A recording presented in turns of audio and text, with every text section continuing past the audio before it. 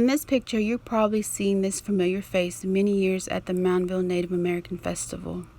This is Claudia Thompson. She has come back to the festival many times as a demonstrator. In this slideshow, we're going to talk a little bit about Claudia and her skill in Choctaw Basketry. In the next picture that you're about to see is a picture of her mother, Winnie Bell. Claudia is the daughter of Thomas and Winnie Bell of Philadelphia, Mississippi, on the Choctaw Reservation. One of the things about Winnie Bell is that she made sure that her children were taught the traditional customs and skills in Choctaw artwork. Many of the things that she had taught her children were Choctaw basketry, Choctaw dressmaking and shirt, Choctaw beadwork, and Choctaw traditional cooking. In the next photo that you're about to see is a dress handmade by her daughter, Jessie Thompson. As you can see, the applique work on the bottom of the dress are hand-stitched and sewn. You can see it in the diamonds and the trim work. The next picture is a completed dress done by Claudia herself, as well as a beadwork set that she included with the dress. In the next picture is a personal collection of Claudia's. She had made a Thunderbird medallion necklace and a beaded pair of earrings. Claudia, in her early years, participated in the traditional Choctaw social dances. In this picture, the traditional Choctaw social dances were performed at a festival at the Choctaw Archaeological Museum in Memphis, Tennessee. The traditional Choctaw social dances you see in this picture were actually led by her brother, the late Wood Bell. In this next picture is Minnie Bell herself in her early years at the Moundville Native American Festival. She is well-known craftsman in the Choctaw Basketry. She was also well known as one of the quietest, sweetest, and most compassionate in her artwork. As she had gotten older and weaving became a difficulty challenge for her, Claudia had stepped in to help with her demonstration and craft. As you can see here, this is a picture taken at one of the Moundville Native American festivals many years ago. As Minnie's health declined and eventually she passed on, Claudia had stepped in as the demonstrator in Choctaw Basketry. And we are here now, so let's talk about a little bit more about the Choctaw basket itself. In the next picture, you're going to see what we call a cane. But one of the questions we always ask our visitors is, what do you think this type of cane is? If you guessed bamboo, you're wrong. One of the things about bamboo is that once it gets wet and dries, it eventually snaps and breaks. So we definitely don't want to use that when we want to make a basket. We want to make sure our basket is going to be stable, durable, and lasts a lifetime. The answer to the question is, this is what we call river cane, or we also have called it swamp cane as well. Finding the swamp cane is becoming a challenge on its own. It's hard to find in several places, especially in Tennessee. We managed to secure some bundles, and one of the things that we have to look at is the size, definitely the length, and that it's straight. And the width is very important because we have to make sure that we have one that is able to give us plenty of strips to make our baskets with. And in the next picture is a bundle that we have laid on the ground.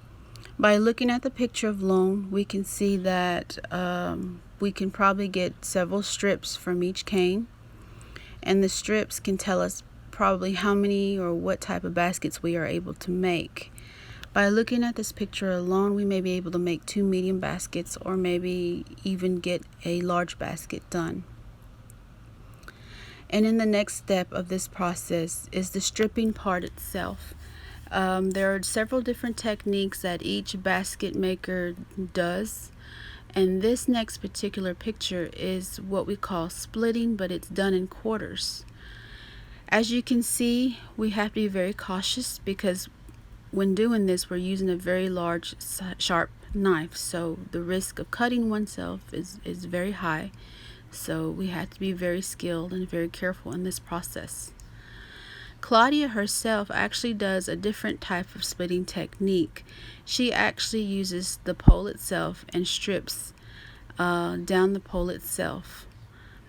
But definitely this is a very tedious, very careful work to do because again you're dealing with a sharp knife, so the risk of cutting self is highly likely.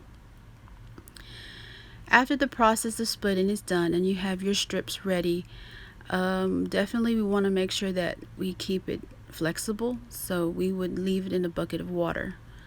And also during this time you have the option of coloring the strips to whatever desired color you like with the simple dyeing property.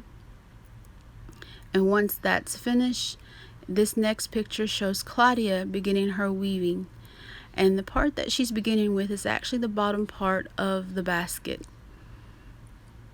So once we have our strips ready and the weaving process has begun, you can kind of figure out that it does take some time and patience and your skill or mastery. Usually it'll take Claudia about a couple of weeks to complete medium baskets, but her technique is a little bit different from many other well-known basket makers. Her technique is what we call a single weave basket, where it's only done with one layer of weaving. Now, in this time, this is probably the most challenging time because you have to coordinate, you have to select a pattern, and you also have to get your baskets design in place.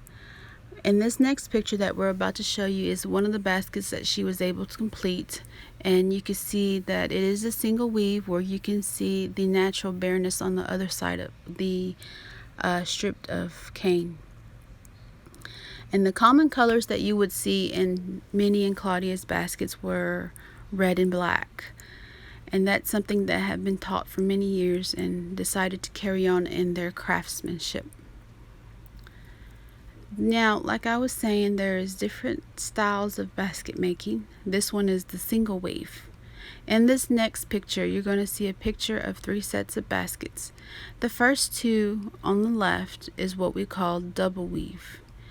And you can see that they stuck with one solid color in each basket. Double weave basically just means that it is weaved on the outside as well as the inside. So if you think about it, it's double time of weaving. And on the right again is the basket that Claudia had completed, which is the single weave. And this basket is still incomplete. Now that we have talked about the different styles and techniques that a basket maker uses, definitely this is something we want to carry on for generations to come. We hope that this information is very helpful and useful to learning about our Choctaw culture. Now in this last photo is a picture of Claudia in the middle and her sisters Minnie Bell on the left and Jessie Thompson on the right. This picture is of the sisters who have carried on the Choctaw traditions even since moving to Tennessee in the 1950s. They are trailblazers in their own right as they carried on the Choctaw tradition and culture, and we hope that we're able to carry it on for future generations to come. Again, thank you for your time, and we hope that this served as a very informative information and message to you guys, and we hope that you guys are staying safe. We hope to see you all soon. Thank you.